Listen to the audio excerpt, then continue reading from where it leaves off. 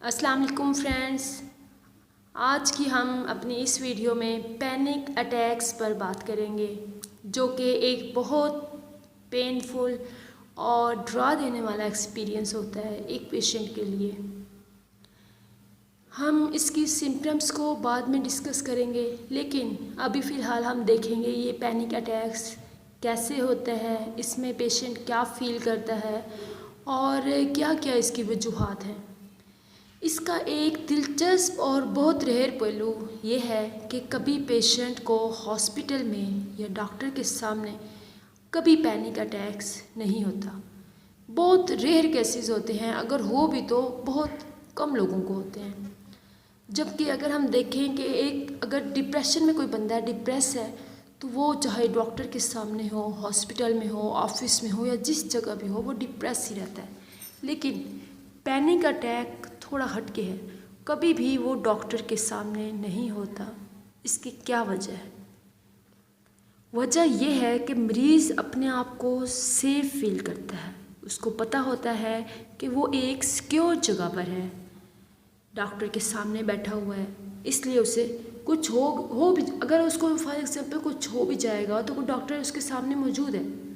लेकिन यही बात उसके घर में वो ये नहीं सोच पाता। वो घर में यही सोचता है कि अगर उसको कुछ हो गया तो क्या बनेगा। एक्चुअली हॉस्पिटल उसके लिए एक सेफ प्लेस है, उसका माइंड जो है वो रिलैक्स रहता है।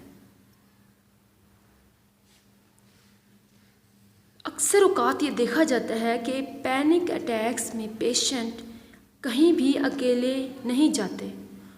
उनको अगर वो किसी जगह अकेले जाते भी हैं तो उनको ये डर होता है कि कहीं उनको पैनिक अटैक ना आ जाए। और ये भी देखा गया है कि वो अपने साथ एक कोई छोटा सा बच्चा भी ले जाए, चाहे वो उनका छोटा भाई हो, चाहे छोटा सा बच्चा हो, तो तब भी उनके पैनिक अटैक्स रुक जाते हैं।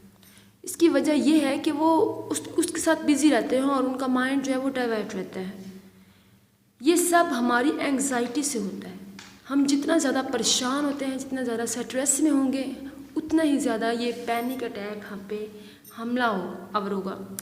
अब ये देखना है कि इसकी स्टार्टिंग एज कौन सी है। एक्चुअली पैनिक अटैक्स जब मैक्सिमम होते हैं पीक पर, वो जो एज है वो 28 to 35 है।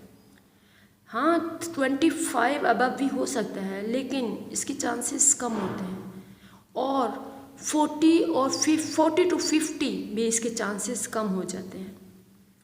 बहुत से लोग पैनिक अटैक्स के बारे में नहीं जानते होते।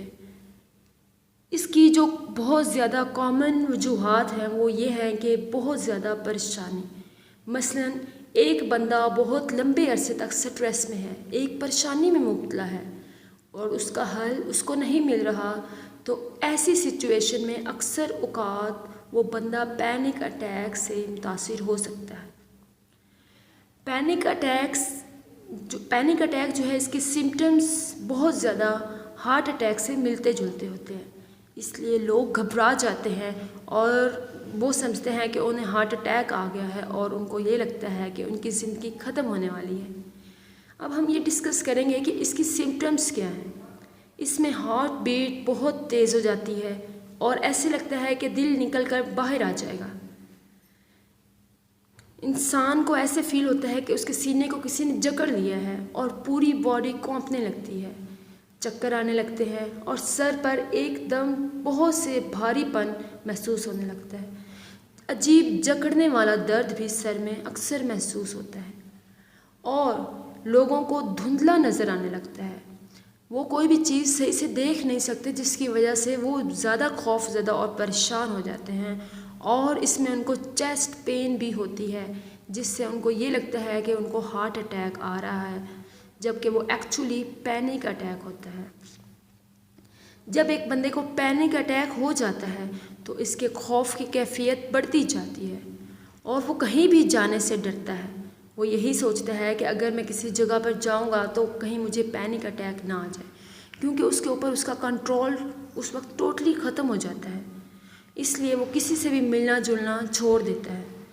वो लोगों से मिलने से घबराता है, हजूम में जाने से घबराता है, कुछ भी करने से वो पहले ही घबराना शुरू हो जाता है। آج کل اس کا ٹریٹمنٹ پاسبل ہے اور تھیراپی وغیرہ کے ذریعے اس کو کنٹرول کیا جاتا ہے۔ اب دیکھنا یہ ہے کہ یہ پینک اٹیکس ہوتے کیوں ہیں، اینگزائٹی کیا چیز ہے۔ ایکچولی یہ ایک اعصابی بیماری ہے جس کی کئی علامات ہیں۔ اب اینگزائٹی کی کس ٹائپ کی اینگزائٹی ہو سکتی ہے، یہ سب ہم اپنی نیکسٹ ویڈیو میں ڈسکس کریں گے۔